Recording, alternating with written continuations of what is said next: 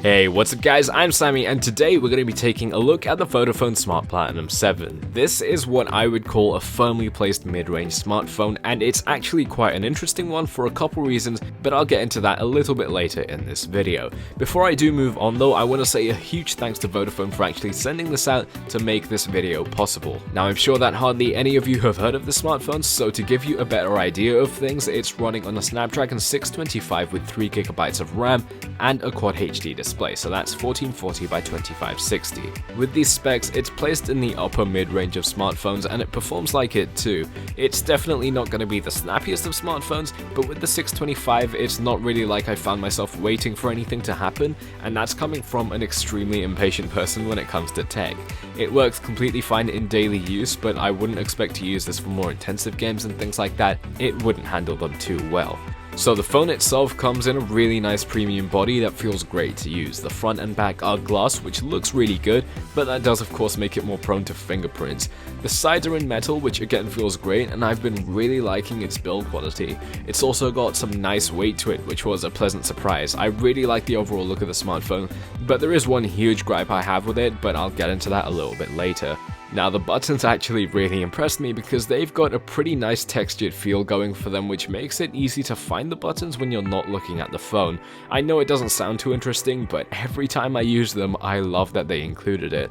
They're also nice and clicky, so build quality as a whole is awesome. And staying on the topic of awesome, these speakers absolutely blew me away. They're dual front firing speakers and these go extremely loud. They also retain a high quality of audio, and having used the iPhone 7 Plus, which is arguably the best in class, the Platinum 7 comes in very close, and I honestly think it's going to surprise some of you. It actually has a really good battery life too, which has impressed me since it's 3000 mAh, but obviously with that high-res display you'd expect it to lean a little bit closer to the shorter side.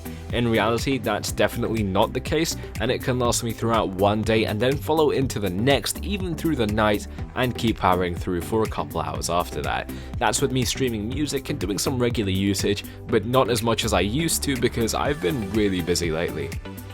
So I touched on something I don't really like about the display, and that's the huge bezel on the bottom. Even on its own, it's a pretty big bezel, already bigger than my 3T, but when you factor in that you're losing some more of the screen because of your home and back buttons, it's quite disappointing. I found it quite difficult to get over that because it just looks so bad in my opinion, but I think that most people aren't really gonna care. It's just something I'm really picky about. As for the camera, it's a bit of a mixed bag for me. It takes fairly decent shots, but it completely falls apart in low light. Something I've never been able to get over was the low shutter speed on this camera. It's almost always going to give you a nasty blur if you've got a moving element in your picture, which can definitely be quite annoying. Now, since this smartphone is made exclusively by Vodafone, you can only buy it on contract, so I think it's a good idea to touch on their services. They've obviously rolled out 4G in most populated areas, and speeds are absolutely great. And a note on that, it actually really helps with battery life, so I'm pretty sure that plays a huge part in why this battery life is really good. So yeah, this is a really normal smartphone.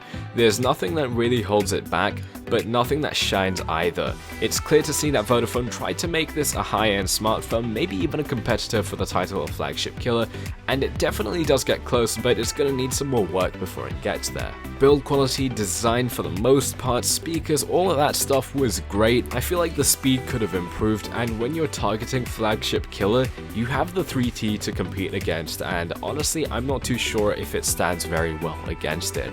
This really does depend on what contract you can get though. If you can get a nice and cheap contract that works for you, this is a really good phone and I definitely recommend you go for it. Other than that, you don't really have an option to buy it, so it's really up to your own personal preference. One thing before this video does end, I'm leaving a link to TechMeNow.net, which actually has an article on this phone, of course written by me. I do want you guys to check that out because this is actually a website that's pretty good. We are hiring for writers and things like that, so if you are interested, go ahead to TechMeNow.net and there's a little section that says write for us. Just go there, submit an application, there are some rewards in it for you, some money, Amazon gift cards, all that good stuff. Obviously age doesn't matter, previous experience doesn't matter, we're young guys, age is just a number to us because we have been able to achieve some pretty awesome stuff at our ages. But I'm gonna leave this video there. I hope you guys have enjoyed it. If you have, make sure to like this video, subscribe if you're new around here, and I'm out. Peace.